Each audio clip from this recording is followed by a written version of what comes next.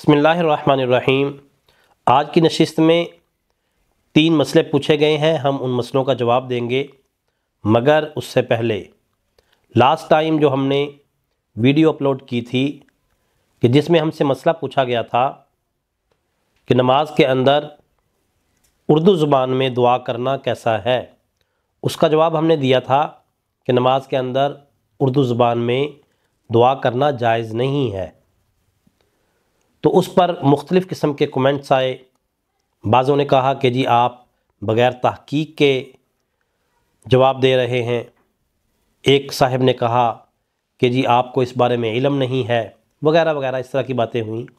तो याद रखिए कि हम अल्हम्दुलिल्लाह जो भी बात करते हैं या जवाब देते हैं वो पूरी तहक़ीक़ के साथ और किताबों को देखकर, मसाइल को देखकर फिर जवाब देते हैं, और उसके ऊपर हमारी ज़िम्मेदारी भी होती है और हमें शरह सदर भी होता है। तो मसला वही है कि अरबी ज़ुबान के अलावा आप किसी और ज़ुबान में दुआ नहीं कर सकते, ना फ़ारसी में, ना इंग्लिश में, ना उर्दू में। अगर आपने किसी और ज़ुबान में दुआ की तो आपकी नमाज टूट जाएगी।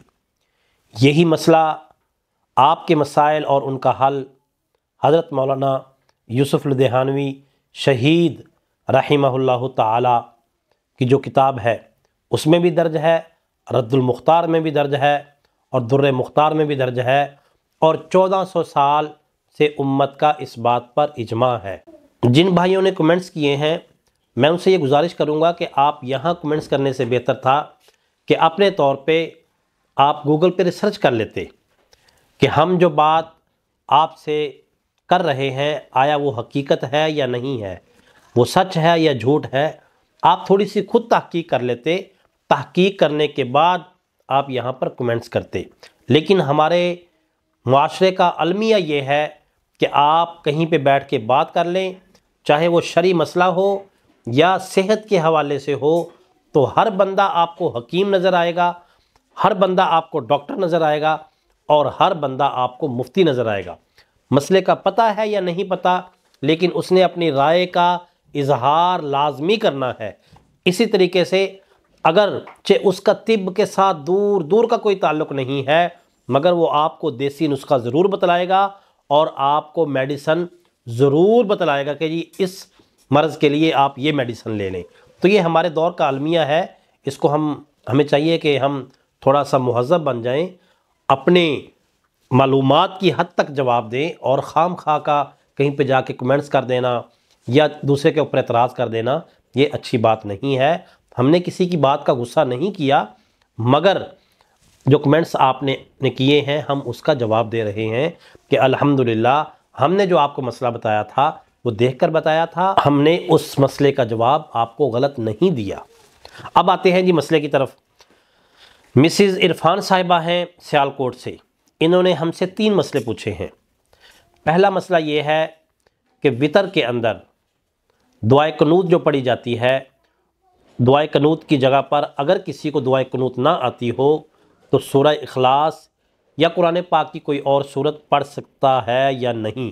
तो याद रखिए कि वितर के अंदर दुआए कनूत का पढ़ना ज़रूरी है, और अगर किसी को दुआ नहीं आती तो उसकी जगह पे वो कुरान पाक की कोई सूरत या आयत नहीं पढ़ेगा, बल्कि वो उसकी जगह पे दुआ पढ़ लेगा, जैसा कि रब्बना आतिना फिद दुनिया हसना व फिल आखिरति हसनतम वक़िना अज़ाबन्नार, ये है, या इस तरह की दीगर दुआएं कुरान पाक में दर्ज हैं वो पढ़ लेगा। या नमाज के अंदर ही हम दुआ करते हैं रब्बी जअलनी मुक़ीमस्सलाती व मिन ज़ुर्रियती, ये वाली दुआ कर ले। या इसी तरीके से रब्बना ग़फ़िर लना, अकेला है, रब्बी ग़फ़िरली रब्बी ग़फ़िरली रब्बी ग़फ़िरली, ये पढ़ ले। यानी दुआ की जगह पे वो दुआ ही करेगा, अल्लाह ताला से अपनी मग़फ़रत मांगेगा, अल्लाह ताला से बख्शिश का सवाल करेगा। तो कुरान पाक की आयात नहीं पढ़ी जाएंगी।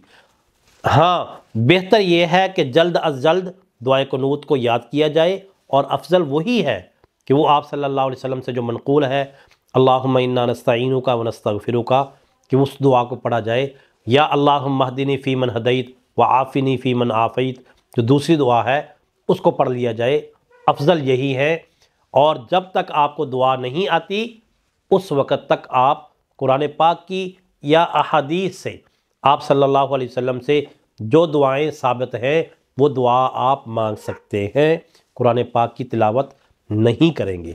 अगर किसी ने पहले इस तरीके से नमाज़ पढ़ ली है कि दुआए कुनूत की जगह पर उसने सूरह इखलास पढ़ ली है, तो अब उस नमाज को दोहराना या लौटाना वाजिब नहीं है, उसकी नमाज हो गई है अल्हम्दुलिल्लाह।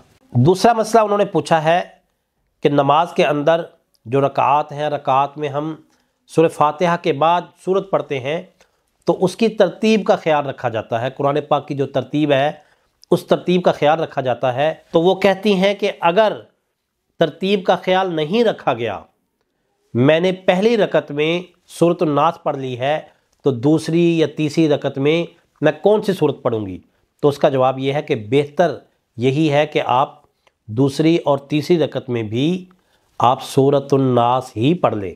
मिसाल के तौर पर वितर है तो उसकी तीनों रकतों में सूरतुल फातिहा के बाद तिलावत की जाएगी, तो आप दूसरी में भी फातिहा के बाद सूरतुन नास पढ़ेंगी और तीसरी रकत में भी आप सूरतुन नास ही पढ़ेंगी। तरतीब का ख्याल रखना ज़रूरी है।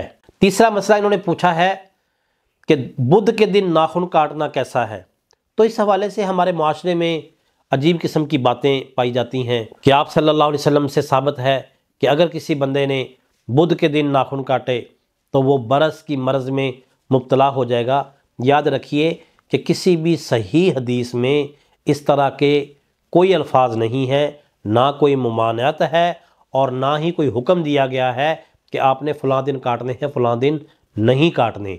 हाँ, आप सल्लल्लाहु अलैहि वसल्लम से एक हदीस मुबारक में इतना ज़रूर मनक़ूल है कि आप सल्लल्लाहु अलैहि वसल्लम जुमा की नमाज़ पढ़ने से पहले नाखून काटा करते थे।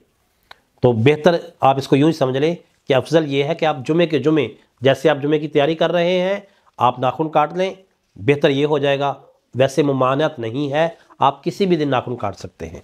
अल्लाह ताला से दुआ है कि अल्लाह ताला हमें मसाइल को सीख कर समझ कर इसके ऊपर अमल पैरा होने की तौफीक दे। व आखिर दावाना अनिल हम्दुलिल्लाहि रब्बिल आलमीन।